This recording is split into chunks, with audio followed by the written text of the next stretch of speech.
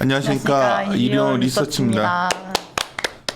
주식시장도 요새 힘들지만 어제 채권시장 난리였던데요. 네, 난리 났습니다. 그 이주열 총재 분의 기자회견 전까지만 해도 좀 그랬는데 기자회견하고 나서 그냥 엄청난 변동성이 나왔더라고요. 네, 맞습니다. 좀 매파적으로 발언한 것도 있긴 한데 어제 네. 소수의견까지 2명이 나오면서 11월 인상 플러스 추가 알파 회 정도를 반영을 하더라고요. 시장에서는. 그럼 뭐 이미 어제 국채 3년이 1.8? 네, 1.8대까지 상승을 했고 뭐 그리고 뭐 10년이 거의 2.4 넘어서 네. 거의 2번 금리 인상 반영해 가는 거 아니에요? 네, 맞습니다. 기존의 레벨 자체도 이제 한 번 인상에 조금 반영했던 선반영되어 있는 레벨이었는데 이제 어제 기자회견이 좀 매파적인 부분, 그다음에 금통위 자체가 좀 매파적으로 흘러가면서 10bp가 올랐어요. 3년물 같은 경우에요. 그러면 대략적으로 1회 이상의 횟수의 인상이 포함이 된 거다라고 판단을 한 것 같고요. 그래서 뭐 내용 조금 더 말씀을 이제 드리면서 그렇죠. 말씀을 드릴 것 같은데 일단 금리는 0.75%로 동결을 했습니다. 그런데 이제 2명 앞서 말씀드렸듯이 임지원 의원과 서영경 의원이 2명 의원이 이제 소수 의견을 냈고요. 그래서 뭐 컨센 자체는 10월 동결, 11월 인상이었기 때문에 사실상 동결 발표 직후에는 시장의 반응은 좀 미적지근하게 흘러갔어요. 원래 장 초반에 좀 약세를 보였던 부분이 오히려 강세 전환이 있었던 부분이 있었는데 앞서 말씀드렸듯이 이제 매파적으로 기자회견이 진행되면서 이제 이러한 강세분 다 되돌리면서 약세 전환됐고 국제 선물 역시도 이제 다 하락을 하면서 장 마감까지 끝났는데요. 내용 조금 더 말씀을 드리면은 크게 2가지 정도 좀 보실만 했다라 말씀드리고 있습니다. 첫 번째는 이제 물가에 대한 얘기, 그다음에 두 번째는 문구 조정이 있었는데요. 일단 첫 번째로 물가 같은 경우는요. 전망 경로를 상회할 것 같은 예상 그 경로, 약간 향후의 그 경로가 이제 발표되는 물가들이 조금 상회하는 물가 나올 것 같다라 말을 했습니다. 그다음에 두 번째로는 문구에서 적절이라는 단어로 기존의 점진적이라는 단어에서 적절히를 바뀌었는데 이 2가지가 향후에 추가 인상 가능성 플러스 빅스텝 50bp의 인상 가능성까지 또는 연이어서 인상할 가능성까지 열어놓았다라 판단을 하고 있습니다. 사실 우영연구원은 좀 더 매파적이었잖아요. 이번에 네. 올릴 수 있고 네. 다음 달에도 올릴 수 있다. 네, 네, 강하게 다른 말로 보이는. 하면 다음 달에 빅스텝으로 50bp 올릴 수 있다 이렇게 생각하고 있는 거예요 지금?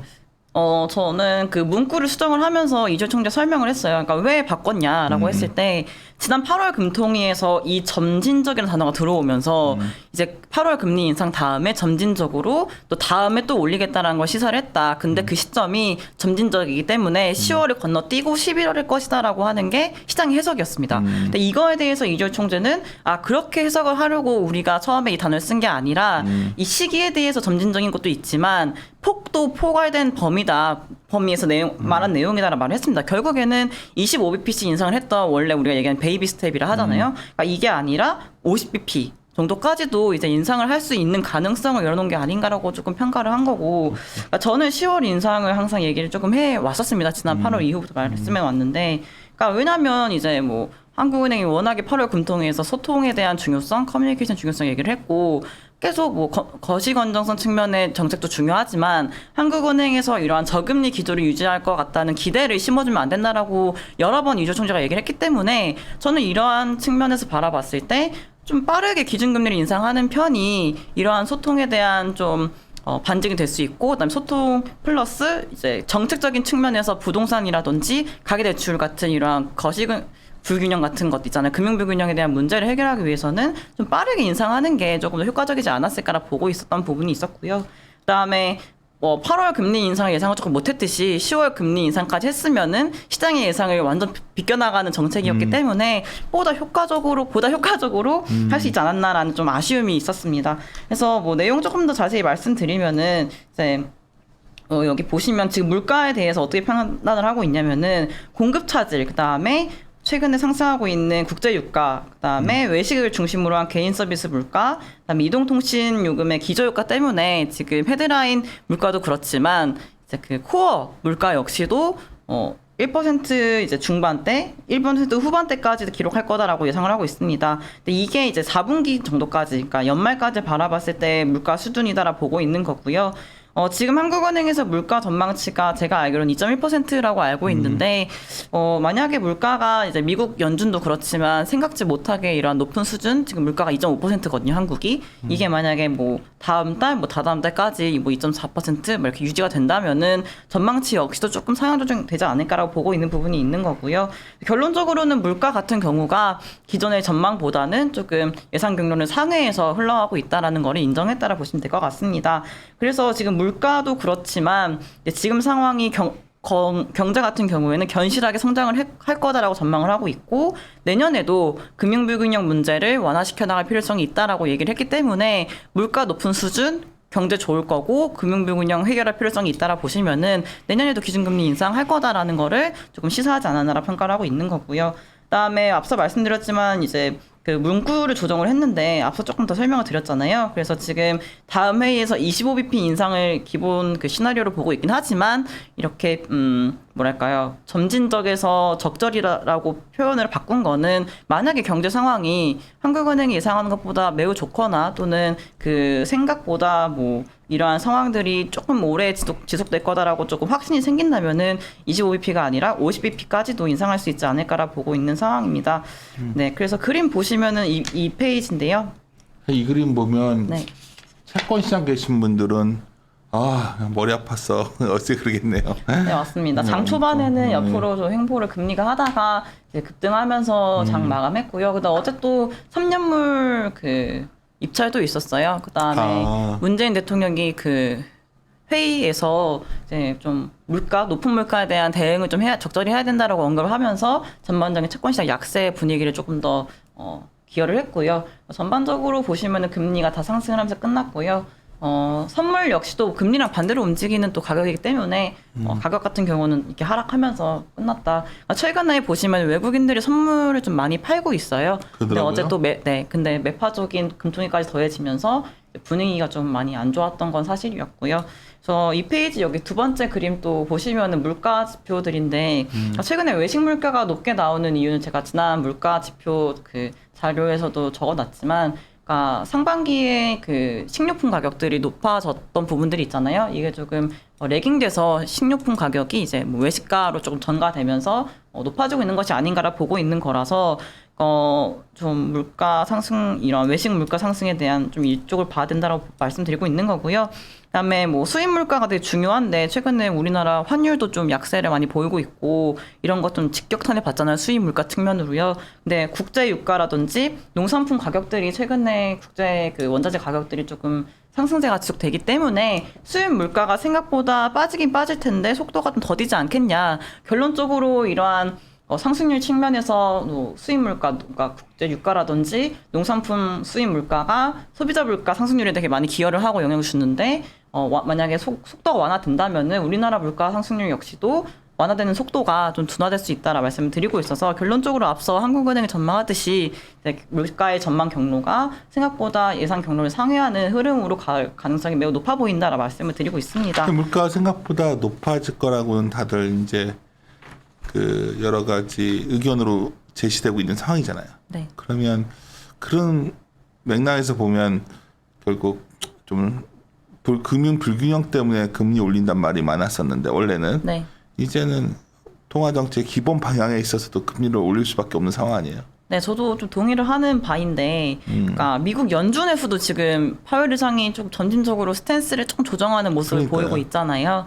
이제 한국은행 역시도 이미 기준금리를 인상하는 사이클로 돌입했기 때문에 금융 불균형 문제도 문제지만 한국은행의 목표는 일단 물가 안정 목표를 채택하고 있기 때문에 물가가 2% 목표를 크게 상회하는 수준이 이어진다면 대응을 할 필요성은 당연히 있을 거고요. 지금 상황에서 8월 금통위부터는 사실 한국은행의 그 포커스가 이제 금융 불균형에 맞춰져 있었고 조금 더 소위 말해서 뭐 부동산 가격이라든지 가계대출 증가세를 좀 억제하려는 이런 정부 전체적인 당국의 의지와 함께 맞춰 나가는 방향이 있었잖아요. 지금은 그거에 더해서 물가에 대한 대응도 더해지지 않을까라고 보는 부분이 있어서 앞서 말씀드렸지만 그러니까 인상 횟수는 이제 올해 인상하고 내년에도 이제 연달아서 이어질 가능성도 있고 대선 이전에요. 그다음에 그 대선 끝나고도 추가적으로 글로벌 물가 가격이 안 잡히거나 뭐 이렇게 이어질 경우에 연준에 또 인상 사이클까지 좀 가시화될 경우에는 한국은행 역시도 추가적인 또 인상을 하겠구나라고 좀 전망을 할 수 있었던 것 같습니다. 그래서 네, 질문 보시면은 금통위 Q&A 제가 3페이지부터 적어놨는데 사실 이번 질문을 보시면은 11월 인상을 조금 거의 기정사실화하지 않았나라고 말씀을 드릴 수 있을 것 같아요. 보시면은 이제 만약 경기 흐름이 우리 예상대로 흘러간다면 다음번 회의가 11월이거든요. 11월 회의에서 금리의 추가 인상을 고려할 수 있다고 생각한다라고 이주열 총재가 얘기를 했고요. 이거에 대해서 14번 질문에서도 유사한 맥락에서 말을 했는데 지금 이번 달에 소수 의견이 2명이 나왔잖아요. 근데 전반적인 금통위원들의 의견은 다음 회의에서 금통위가 보고 있는 상황과 크게 어긋나지 않는다면은 추가 인상을 고려하고 있다라고 얘기를 했습니다. 결국엔 11월 인상을 좀 할 가능성이 매우 높아 보인다라고 얘기를 한 거고요.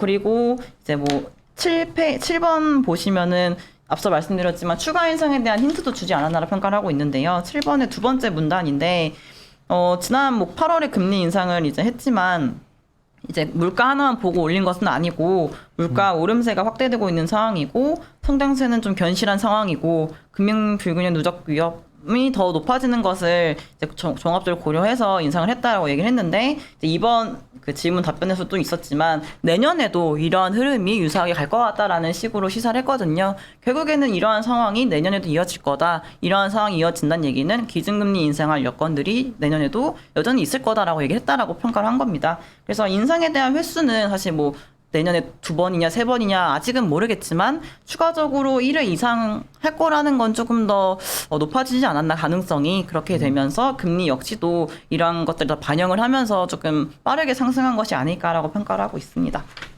네. 하여튼 뭐 올해도 열심히 추적을 해왔는데 이제 4분기를 맞이해서 보면 좀 내년을 바라보는 게 IMF 전망치도 나왔지만 우리나라는 뭐 동결된 것 같더라고. 근데 성장에 대해서는 약간 좀 속도가 둔화되는데 확실히 물가는 일시적이지 않은 쪽으로 가는 것 같잖아요. 네, 그래서 IMF도 보고서 저 자세하게 다 아직은 다 못 읽었는데 대략적으로 봤을 때, 그러니까 선진국은 공급망 차질 때문에 성장률 전망치를 하향 조정한 이유가 컸고요. 그다음에 이머징 같은 경우에는 코로나19 영향력 이런 것 때문에 조금 하향 조정했다라고 평가를 하더라고요. 이에 더해서 물가에 대해서도 높은 물가 상황이 이어진다면 중앙은행들이 조금 대응할 필요성이 있다라고 코멘트를 했다라고 알고 있거든요. 맞아요. 그래서 IMF에서도 이러한 물가 상승률에 대해서 이게 일시적일 것이다라고 평가에 안주할 것이 아니라 적극적으로 고물가에 대응할 필요성이 있다면은 나서줘야 된다라고 좀 촉구를 했다라고 보시면 될 것 같습니다. 제가 이제 며칠 전에 그 페이스북에도 올렸는데 네. 물가가 이렇게 움직이면 네. 실제 포트폴리오 입장에서 굉장히 변화가 생기거든요. 그러니까 물가가 움직이면 가장 대표적으로 좀 부담스러운 것이 IT예요. IT 쪽에. 그래서 미국 팁스랑 IT 우리나라 반도체 시총이나 이렇게 놓고 보면 굉장히 역축이랑 거의 똑같이 움직이는데 네. 하여튼 그런 시기를 봤을 때 그럼 또 어디가 될까? 인플레에 또 수혜가 되는 업종들이 있어서 그런 측면에서 이게 내년에 만약에 우리가 그림을 짤 때 뭐 지수 얼마냐는 뭐 알기 참 어려운 부분인데 포트폴리오 차원에서는 좀 의미 있는 변화가 좀 나온 거 아니냐 보고 있어요. 그래서 오늘 자료도 보면 한국은행도 그런 인식을 점점 좀 강화하고 있는 것 같아서 물가에 대한 네. 인식이요. 그렇죠. 물가가 생각보다 일시적인 이슈에 끝나지는 않을 것 같고 속도 자체도 생각보다 좀 더디게 흘러갈 것 같은 양상을 보이다 보니까 이제 이러한 전망에 대한 조금 변화를 문구로서 준 것 같고요.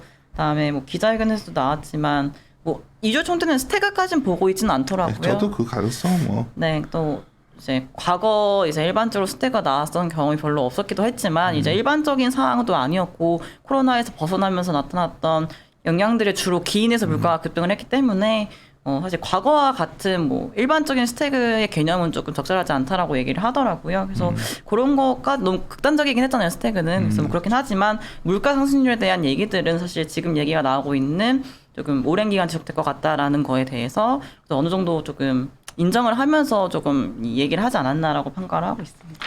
그래요. 하여튼 이제 마무리 짓고 특히 이 자료는 뒤에 이제 그 질의응답 정리도 잘 되어 있으니까 그 프린트에서 한번 보시면서 도대체 지금 이게 과연 뭐 주식 투자하는 사람한테 무슨 의미가 있냐 하시는 분들도 있는데 다 매우 의미가 있습니다. 방금 전에 말한 것처럼 여러 가지 시장의 색깔을 결정짓는 변수 중에 하나가 물가이기 때문에 이 부분이 일시적이지 않은 걸로 드러나고 있는 현재 상황. 이거를 감안한 포트폴리오 변화가 이미 한 두세 달 전부터 시작됐었고 여전히 진행형이다. 이렇게 좀 요약하고 싶네요. 예, 마무리 짓도록 하겠습니다. 함께 고민하시죠.